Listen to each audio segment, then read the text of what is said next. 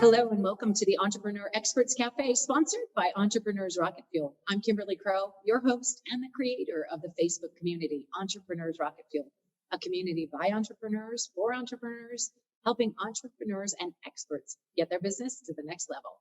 Come join the community at www.entrepreneursrocketfuel.com/Facebook and join the conversation. Today, I'm going to interview Alicia Elson.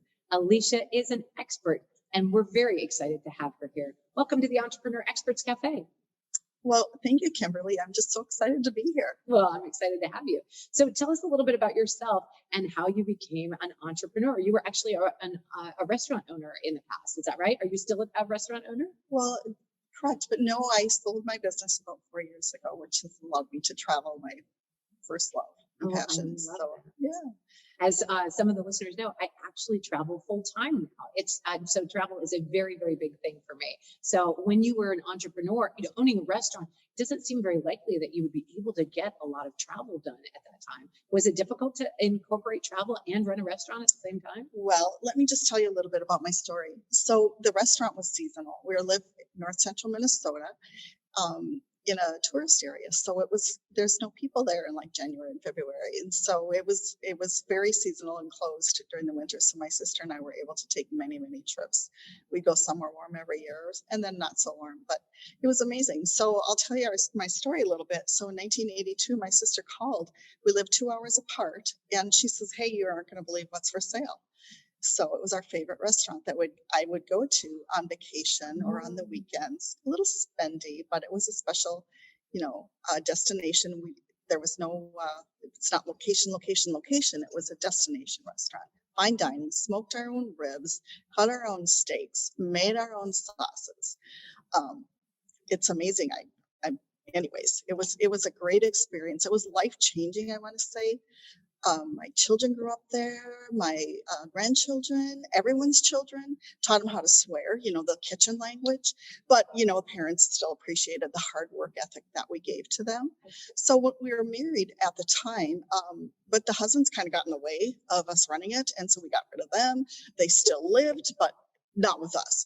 So, but most people cannot be in a family business together, but my sister and I put family first.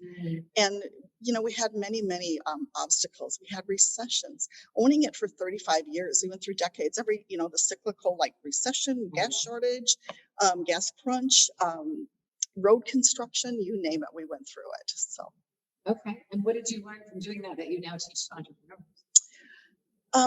Well, hard work it's hard to teach that, but the restaurant management, customer service is kind of what I'm all about. When they came into our restaurant, and it's hard to teach, but we knew their name. We knew where they wanted to sit, what they wanted to drink, probably ordered the same entree as they always did. But the customer service piece is what I'd like to share. That's kind of my passion. So having great customer service and serving your customer first really leads to the success of a business. Yes. And I think that if you are going to be in business and serve in a way and show up uniquely, I think one of the most unique ways you can show up is to be very big for your customers and support them in what they need, and really show up as that way first. Do you agree with that? Absolutely. Right. Absolutely. Fantastic. So if people want to work with you directly, how can they do that? Well, they can contact you. I'll give you my contact information. Actually, I'd love for you to give your contact information right here. Right here? What's the best way for them to reach? Oh my gosh, probably email. So it's Alicia, not Alicia. That's when I go to Mexico, I'm Alicia. Okay. So ALICIA_Elson, ELSON @hotmail.com. Pretty simple. So that's Alicia or Alicia. Yes.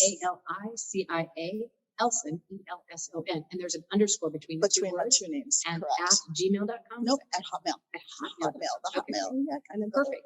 Yeah. Super excited to have you here today on the Entrepreneur Experts Cafe. Before we let you go, any final words for our crew? Give me a little message and we can work together, and I'd love to help you. Again, gift, is in the giving.